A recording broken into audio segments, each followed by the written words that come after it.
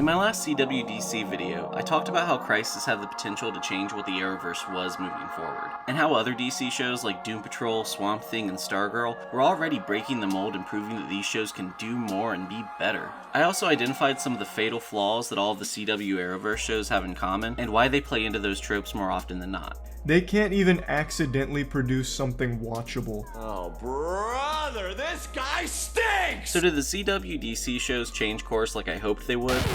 You failed! No, they did not. They did not at all.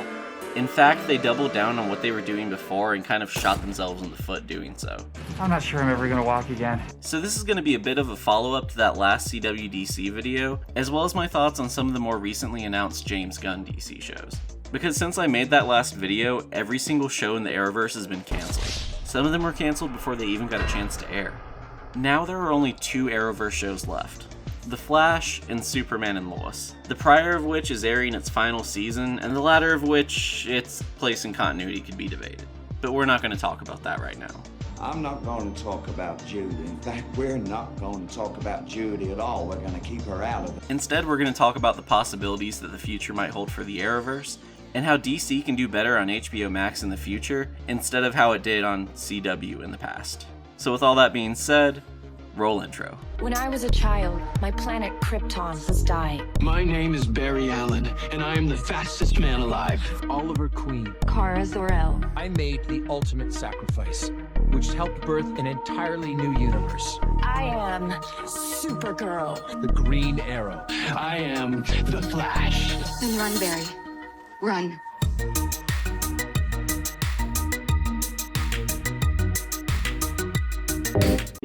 In the wake of Crisis on Infinite Earths, I wanted there to be a tonal shift, with all the shows abandoning the cheap, campy CW soap opera energy of the past in favor of something more grounded, like Doom Patrol or Swamp Thing. But maybe that was too much to ask of shows that were already 3 or 4 seasons into their run. None of the Arrowverse shows delivered on what I hoped they would, except for one of them.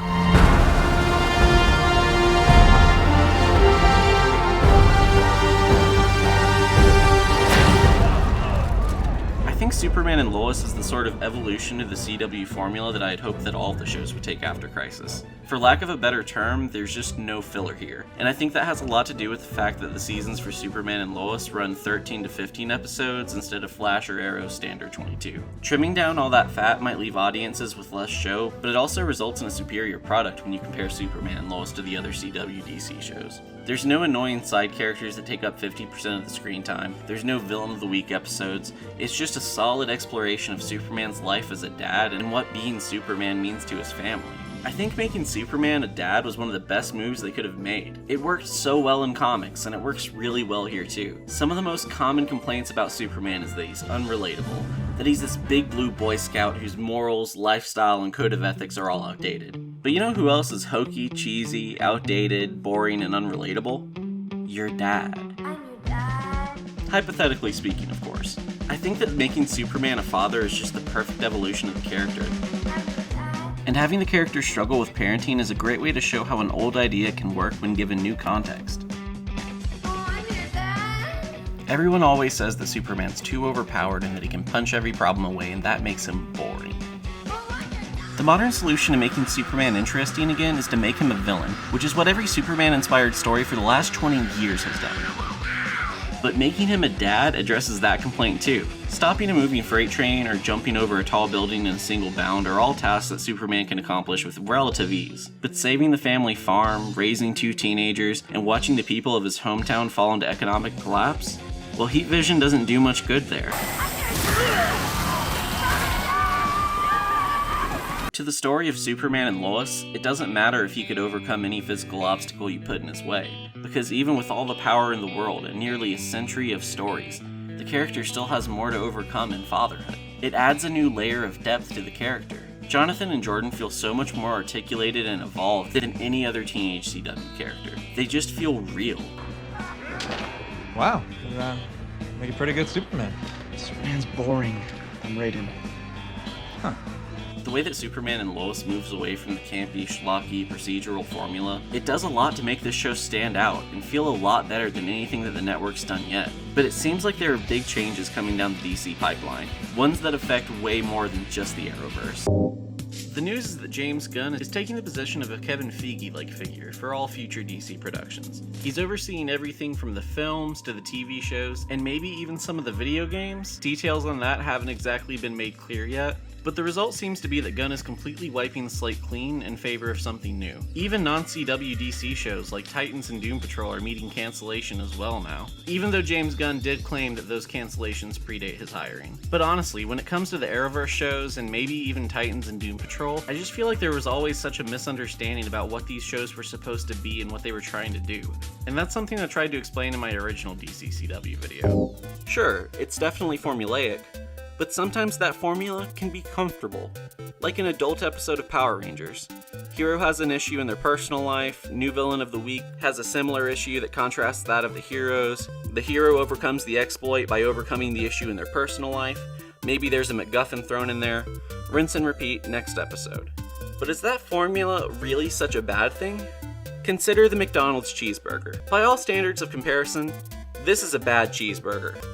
But when you're in a strange place, thousands of miles from home, and you see a McDonald's, and you buy that cheeseburger, the second you bite into it, you taste that same familiar taste that every single McDonald's burger has.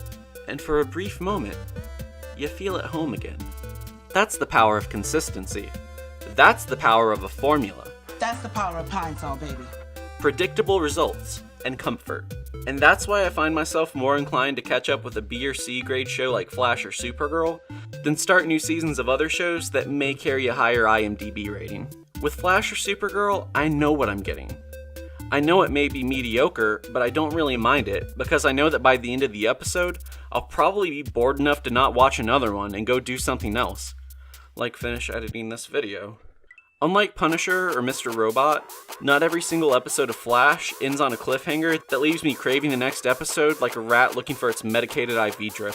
But another reason these shows are prone to suffering is the CGI work. But even with massive levels of cope like mine, it doesn't really address the shortcomings that all these shows have had over the years. Shortcomings exhibited to the highest possible degree in what might be the last DC show to ever grace the CW. I don't even really need to say anything about Gotham Knights because every other YouTube commentator has already talked about it, so I'm just going to plug a couple clips from Moist Critical here. I just need to talk about the CW network for a bit. It's very obvious that they don't read comic books, they don't watch other superhero media, and yet they still try and make superhero shows because they have the DC license. It is bafflingly awful. It is the exact same formula as every other show CW makes and then cancels. Batman's dead and some teenagers have to take over and fight crime in his absence. But these teenagers are mopey and sometimes zany. It's such a unique dynamic, the characters are immaculate. They basically write a high school drama with a superhero skin on it, because it has nothing to do with the comics. It just looks terrible. So what is the point? And they also don't have a budget to make the superhero shows look good visually. This is a show that's not made for fans of the comics or the universe or anything. So why make it? Why set it in that universe? Why not make this exact same show and have it do nothing with Batman or any of those characters? It'd be a lot better received. Given that the DCCW stuff was moving away from the Stargirl Swamp Thing angle and moving back towards the Riverdale Charmed angle, I'm kind of happy to see the DC shows finding a new home elsewhere, even if I really liked Flash and Supergirl, and even if I don't think the Arrowverse really needs to end like this. Shows like Doom Patrol and Titans were made under the same production company as the Arrowverse shows, but they were able to do that without having to adhere to the CW's oversight. And that resulted in a product that had a lot more heart and soul than their CW fast food cheeseburger Arrowverse counterparts. Honestly, I really like Doom Patrol, and Titans was my guilty pleasure show. It's honestly a real shame to have to see them go. But even if I'm sad to see some of my favorite shows end, I'm still hopeful for what James Gunn has planned. So let's talk about that first slate of DC shows in 2025. So Waller is probably going to be a lot like Peacemaker and Suicide Squad, which seems cool enough, and the animated show seems like a really interesting pitch. But I think the future of DC on TV really hinges on lanterns, and if they can sell the pitch of Green Lanterns to the general audience or not. I'm sure that I'm going to love whatever James Gunn comes out with, and I just love his artistic vision of these worlds and characters. But I'm really not convinced that that inside baseball kind of take on superheroes is going to translate to general audiences. But honestly, it's too far out to make judgments about that one way or another. But you know, if there's one thing that makes me really hopeful for the future of DC TV under James Gunn, it's this. Peacemaker was the first DC show to directly spin out of the movies, and honestly, it might be the best. Peacemaker was a character-centric piece that got to explore... well, it didn't really explore any one particular corner of DC canon. Instead, it just kind of carved its own niche within that world and lore. And I think that's exactly the kind of energy that every one of these new projects needs to bring to the table. Because when I was watching Peacemaker, I just thought that watching this story take place on a smaller scale made the world of the DCEU feel more big. And it's a great example of how James Gunn took a world that felt like an artificial knockoff and really gave it legitimacy. So we got a mixed bag of announcements for that new universe. It seems like the Flash movie is going to reboot the universe, and it seems like Aquaman and Shazam might stick around for the future, but nothing's really certain on that front yet. We know there's going to be a new Superman, but we also know that we're keeping the same wallet. But one of the ideas that I've really wanted to get across in a lot of my videos has always been that continuity really doesn't matter at all.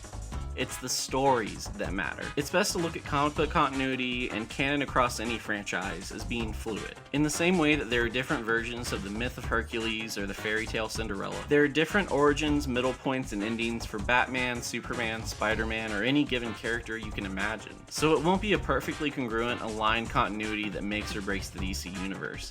It's going to be the stories that are told in that continuity. But I'd argue that maybe it's the strictness in having to adhere to that continuity that kind of held back the Arrowverse from ever developing into something that felt as cohesive as the MCU. Every show would always make references to Batman, but you never actually got to see Batman show up, either because they weren't allowed to use him, or they were worried that they would have a better idea for using him down the line. So the end result is like 10 years of shows that reference Batman, and 2 shows about the aftermath of the death of Batman, without us ever actually seeing the Batman as he existed in this universe. Which feels ridiculous just saying it out loud. But like I said earlier about Judy, continuity is a debate for another day. Hopefully I'll be able to cover that in a future video on continuity and canon, but that's something I kind of tried to touch on in my Batman video here. So the DC universe exists as a complex process that's running through thousands of people's brains at any given time. And if multiple people are having the same ideas, then does that mean that the people are manifesting those ideas? Or are the ideas manifesting themselves through these people? And does that mean that those ideas are sentient and have some sort of life of their own? Do these ideas have a sense of self-awareness that's expressed through the creators? If we can concede that the fifth dimension is in fact imagination, and that there's no clear separation between the metaphorical and literal way that wizards think, then that means that the idea of God is the God. The God is then manifested by the actions of those who create it. So does that mean that the DC universe can become self-aware? Or has it already? Did people have these ideas, or did the ideas have the people? Who manifests the manifestations? Did we create the DC universe, or did the DC universe create us? So what are your thoughts on the future of James Gunn's DC universe? What are the projects that you're most hopeful to see? I'm really excited for Brave and the Bold, and Damian is my favorite Robin too, so I'm just really hopeful for that project. I'm kind of hoping that the movie's going to adapt Batman Rest in Peace, and that we might even see Dick Grayson as Batman. I'm thinking that a second generation Dick Grayson Batman would contrast really well with Robert Pattinson's Batman origin Batman, but time will tell what they decide to do with it.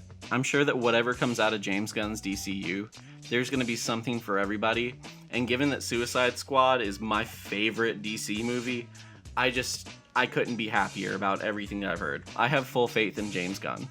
So with all that being said, I'd like to thank my lovely supporters on Patreon, and if you'd like to support the channel, you can check out the link down below. Or you could join our Discord, or you could check out our Comic Tube, where we talk about our favorite Comic Tube videos. And lastly, don't forget to click that like button, and subscribe with the notification bell on to make sure you don't miss out on any future Swim Team 7 uploads. So with all that being said, I've been Swim Team Captain 7 of Super Swim Team 7, signing off.